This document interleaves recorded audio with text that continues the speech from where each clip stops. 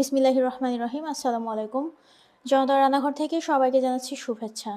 আজ বানাচ্ছি নোয়াখালী অঞ্চলের বিখ্যাত খোলাজা বা খোলা জালি পিঠা। খুব সহজ নিয়মে দেখাবো। প্রথমে নিয়ে নিয়েছি ১ কাপ পরিমাণ চালের গুঁড়া। আমি শুকনা চালের গুঁড়াটা দিয়েই বানাচ্ছি। আপনারা চাইলে নতুন চালের গুঁড়া বা ভেজা চালের গুঁড়া দিয়েও বানাতে পারেন। সেক্ষেত্রে পানি একটু কম লাগবে। এখানে নিয়েছি ১ কাপের মতো লুকওয়ার্ম ওয়াটার। আঙুল ডুবানো যাবে এই পরিমাণ গরম। অল্প অল্প করে পানিটা যোগ করব, একবারে দিব না। হাত দিয়ে সুন্দর করে চেপে চেপে মেখে নিতে হবে। মনে রাখবেন এই মাখাটা যত বেশি ভালো হবে বা পারফেক্ট হবে, পিঠাটা তত বেশি সুন্দর হবে। চাইলে এই কাজটা হ্যান্ড হুইক্স দিয়েও করা যাবে, তবে হাত দিয়ে পিঠার ধরনটা খুব ভালো মতো বোঝা যায়, অর্থাৎ আপনি বুঝতে পারবেন যে চালের গুঁড়ার কোথায় লাম্পস আছে আর কোথায় নেই। আশা করি ব্যাটারের কনসিস্টেন্সি দেখে বুঝতে পারছেন ব্যাটারটা কেমন হবে।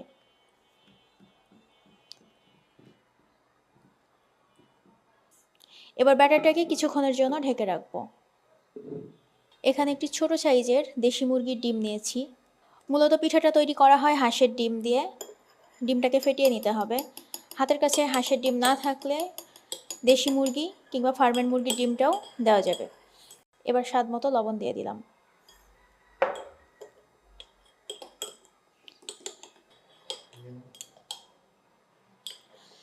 ডিমটা ফেটে নেওয়া হয়ে গেছে। এবার আমি ব্যাটারে যোগ করে দিব। ব্যাটারে ডিমটা যোগ করে দিলাম। এবার ভালো করে নেড়ে চেড়ে নিতে হবে। শুরুতে আপনারা ব্যাটার অনুযায়ী সামান্য একটু কম পানি যোগ করবেন। ডিমটা দেওয়ার পরে যদি প্রয়োজন হয় তাহলে পানি যোগ করবেন, না হলে না। ব্যাটারে হাঁসের ডিম দিলে কালারটা সামান্য একটু হলুদাভ আসে, ওটা দেখতে সুন্দর লাগে। কেউ যদি ডিমটা স্কিপ করতে চান তবে সেক্ষেত্রে এই পরিমাণ ব্যাটারে হাফ চা চামচ ইস্ট যোগ করবেন। আমি ব্যাটারের ঘনত্বটা দেখিয়ে দিচ্ছি। এবার এটিকে 10 মিনিটের জন্য রেস্টে রেখে দিব।